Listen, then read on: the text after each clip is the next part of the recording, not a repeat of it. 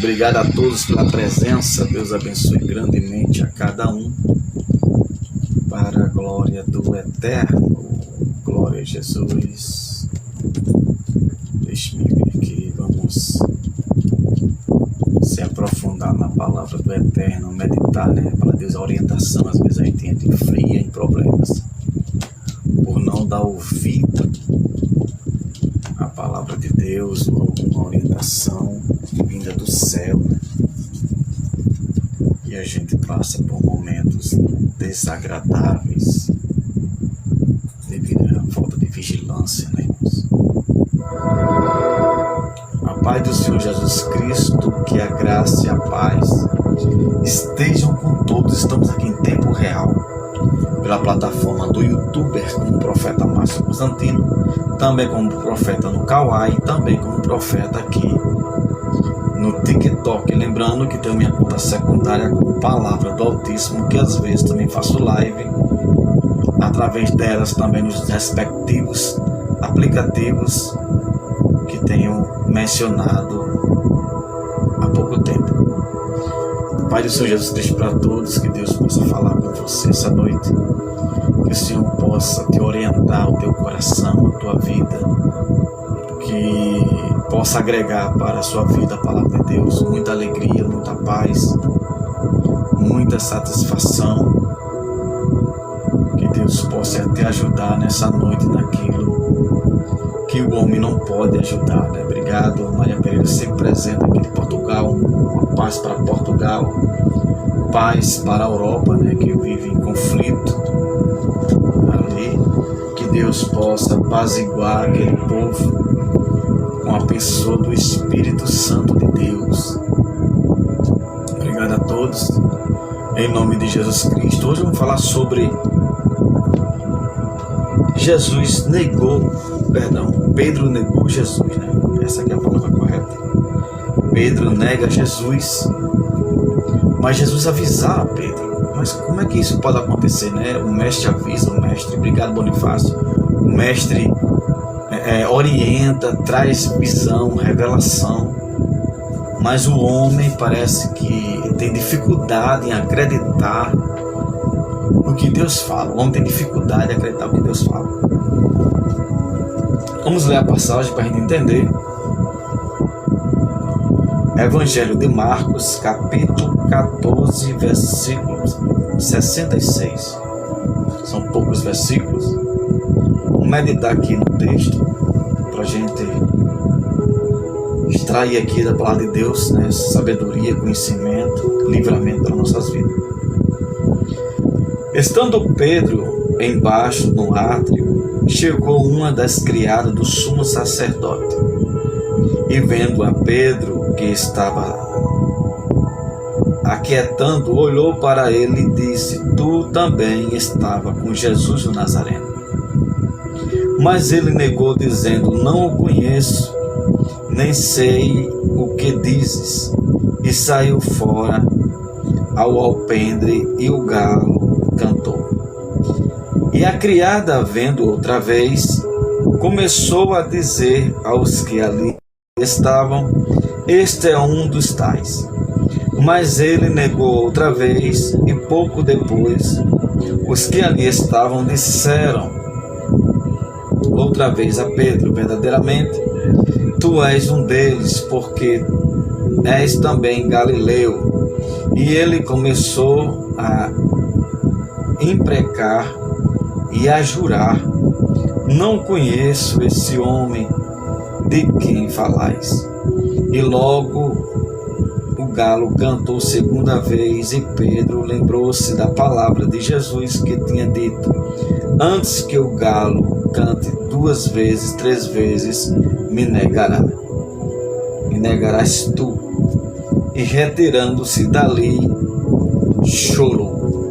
Glória a Deus, né? Nós vemos 2 situações onde 2 discípulos de Jesus Cristo, já no final da sua campanha pública, né, de pregação, um nega Jesus e o outro traz Jesus. Foi 2 personagens já no final do seu nas suas pregações, né, no seu ministério público aqui na terra, Jesus é traído por um e negado pelo outro, e vamos ver as diferenças, o porquê de cada um ter tomado tal atitude, glória a Deus, e porque um se arrepende e o outro não. Que situação, né? Que situação. No dia anterior desses acontecidos, Jesus tinha chamado Pedro, João e Tiago para orar no monte, porque Jesus dissera que estava muito angustiado, porque estava chegando o seu momento, a sua hora. Glória a Deus. E quando chegaram no monte, cada um foi para um local, ali orar à parte, para interceder ao Pai, né? Pedir livramento, pedir misericórdia, que Deus pudesse ajudar eles naquela campanha de pregação, de momentos, né? de muita tribulação. Jesus vai orar à parte e deixa os demais orando ali também. Quando Jesus retorna de uma primeira oração, mais ou menos uma hora de oração, encontra Pedro, João e os demais dormindo literalmente. Jesus chama a atenção deles, dizendo: olha, orai e vigiai, porque em verdade o espírito está pronto, mas a carne é fraca. O que acontece?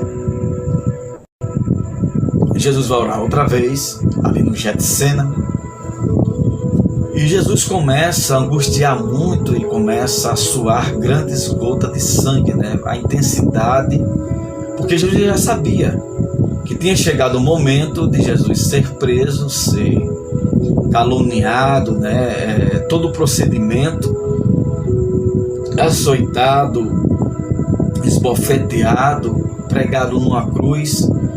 Imagine você saber que tudo isso vai acontecer com você. Como ficaria seu coração, né? E no final de tudo você iria morrer com aqueles agravos que vieram contra o Mestre. Jesus, como homem, o corpo se agitou, né? Se abalou com aquela situação, glória a Deus. E quando Jesus retorna uma outra vez, os discípulos continuam dormindo ainda.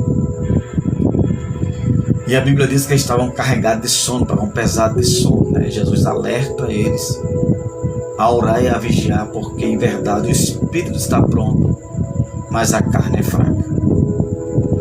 Antes de Jesus subir ao monte, Jesus teve um diálogo com Pedro e os demais apóstolos a respeito do que iria acontecer com ele. Quando Jesus fala que convinha que ele padecesse muito pela mão dos gentios, fosse ao sinédrio, né, que os religiosos o prenderiam e o crucificariam, mas no terceiro dia ele iria ressuscitar. Pedro ali não vigia, o inimigo usa a boca de Pedro. E depois desse episódio, Pedro fala: Senhor, de maneira nenhuma nós vamos permitir que isso aconteça. Jesus olha para Pedro: antes que o galo cante 3 vezes tu me negarás. Jesus já estava dizendo que Pedro não estava preparado, obrigado Rita, não estava preparado para aquele momento que Jesus Cristo ia passar, e ele não ia suportar também a pressão psicológica, e iria acabar, era também negando, piorando a situação. Quando Deus orienta a gente a não andar com determinadas pessoas, a não ir em determinados lugares, quando Deus fala que o espírito está pronto e a carne é fraca, Jesus está dizendo que tem lugares que não é bom a gente ir, tem ambientes que não é bom a gente enfrentar, porque são ambientes carregados, ambientes onde o pecado chega ao extremo. No Salmo 1, olha o que diz o Salmo 1, a respeito de pessoas e a respeito de ambientes. Bem-aventurado o varão que não anda segundo o conselho dos ímpios, nem se detém no caminho dos pecadores, e nem se assenta na roda dos escarnecedores. Ou seja, feliz é o homem que não anda segundo os pensamentos das pessoas, né? De uma pessoa má. Feliz esse que não escuta pensamento de pessoas más. Que não se detém no caminho, ou seja, não para no caminho. Não acompanha o caminho dos pecadores. E nem se detém, ou seja, não fica ali na roda dos escarnecedores. Pedro, ele estava em um local que não era para estar. Jesus já tinha alertado a Pedro que não fizesse tal coisa, porque era necessário que aquilo acontecesse daquela maneira. Às vezes a gente tenta mudar uma situação, faz complicar ela e piorar ela. Pedro fica ao longe ali, observando o que vão fazer com Jesus, muitos curiosos também. E Pedro no meio deles. E as pessoas começaram a identificar a identidade de Pedro pela maneira de Pedro se vestir, pela maneira de Pedro se comportar, pela maneira de Pedro falar. Eles compreenderam, obrigado Rodrigo, eles compreenderam que aquela pessoa ali era um discípulo de Jesus. Ou você pensa que as pessoas não percebem a tua mudança? Ou você acha que é tão falho assim que ainda não mudou nada? Claro que você mudou. Talvez não esteja da forma que você queira. Gratidão, Rita. Talvez não esteja da forma que você espera, mas já houve uma mudança na tua vida. Já houve um novo parecer, já está acontecendo na tua vida. E as pessoas começam a identificar que tu não és iguais ao mundo mais. Não tem o mesmo comportamento que o mundo tinha. E uma mulher não foi um soldado, não foi um homem de guerra, um homem forte, que pressionou Pedro. Pedro foi compelido ali a mentir, porque não queria que ninguém soubesse que ele estava ali ou soubesse quem ele era. Mas ele foi negando a Cristo, porque estava num local que não era para estar. Estava no meio de escarnecedores, no meio de pessoas que estavam ali querendo ver de fato a morte do Senhor Jesus Cristo. Pedro é confrontado 3 vezes. E na última vez ele chega até a perjurar, começa a jurar, diz, não, nem conheço, você nem que se trata desse homem. Olha só que coisa, né? E quando o galo canta 3 vezes, Pedro sai dali chorando, porque se lembra que Jesus Cristo tinha avisado a ele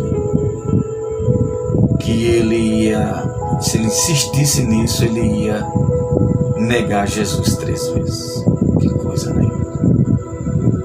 Que situação. Ao contrário de Judas, Judas era um homem que alcançou ministério, foi vocacionado, foi chamado para participar. Entretanto, ele não permitiu que a palavra de Deus entrasse no seu coração.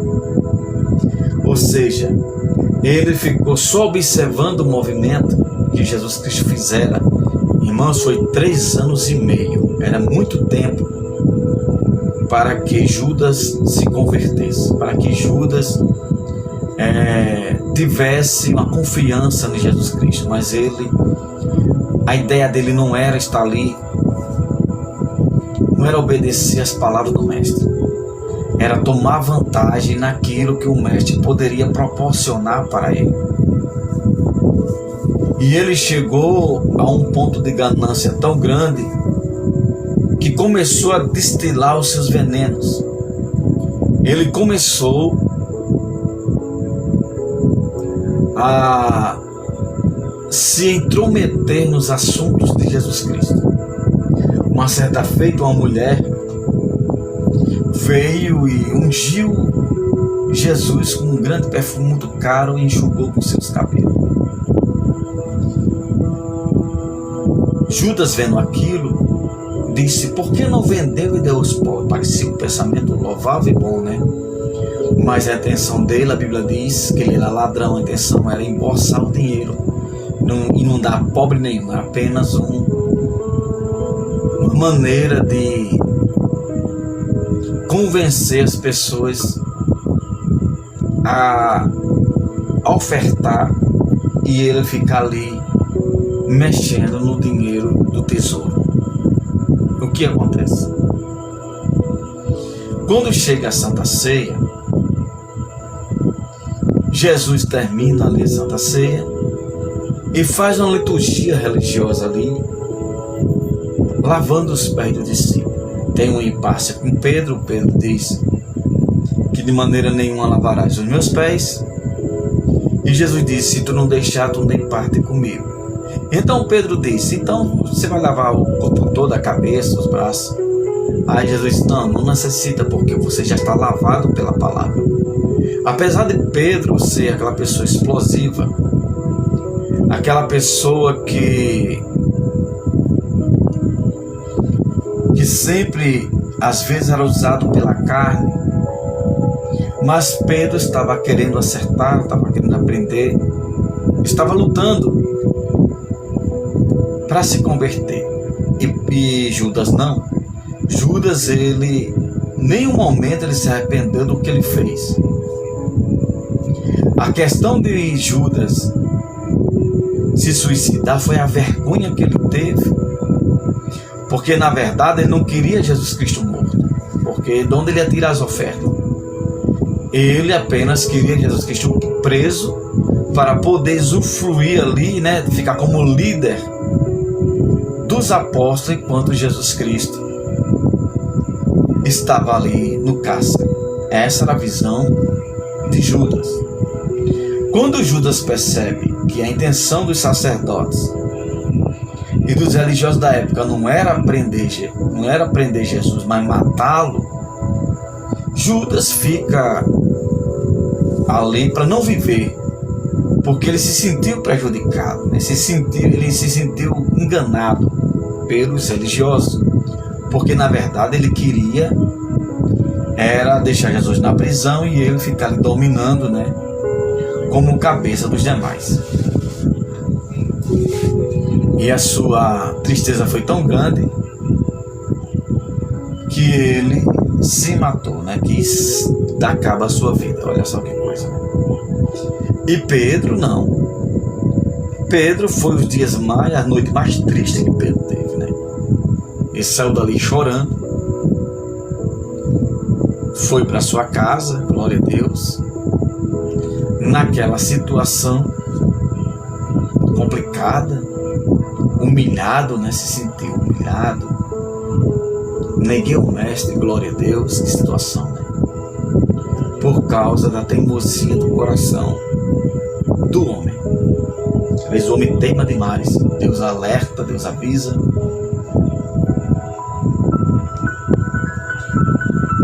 O próprio Cristo avisou a Pedro, mas Pedro, a sua força, né, no seu impulso, começou, glória a Deus, a retroceder ali diante do mestre. Que situação difícil, complicada. Mas Pedro tem uma notícia muito boa quando Jesus ressuscita.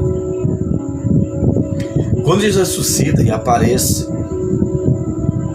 a Maria Madalena, os demais, Jesus manda um recado para Pedro. Jesus disse: diga a Pedro que eu ressuscitei. Olha só, irmão, que amor de Jesus Cristo por Pedro, né? Que Pedro não tinha nenhum interesse de nada, né? Na verdade, ele estava querendo aprender, estava querendo crescer ali espiritualmente. Ainda um pouco